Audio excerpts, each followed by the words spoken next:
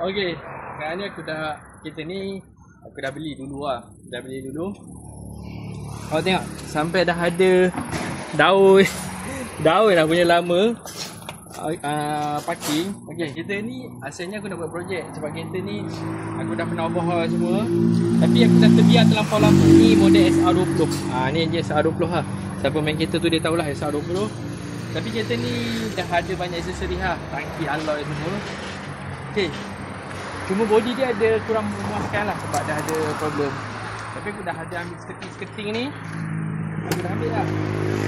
Dia memang nak buat projek ni. Projek ni memang nak buat. Tapi kebetulan kawan aku ada jual sebiji juga macam ni. Ada problem juga. Tapi SR16 mungkin aku akan buat yang tu. Kereta ni aku buat spare. Aku dah buat cakap yang ni buat spare. Sekarang ni okay. Ni kereta yang projek baru lah. Ni kita ni kita dapat ni model ni SR16. SR16 ni 1.6 lah. Boleh tengok lah keadaan enjin.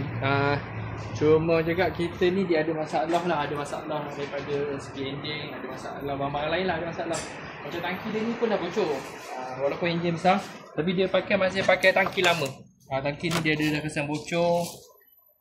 Okay, yang ni sekarang ni dekat daripada tangki kereta hitam tu.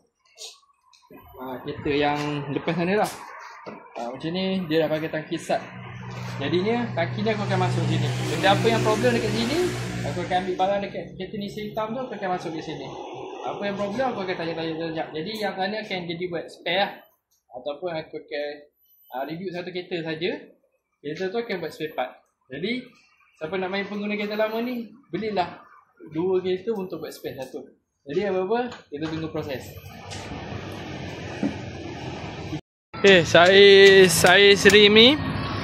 Ni saiz rim ni saya apa dong? 17 ah? Berapa lah?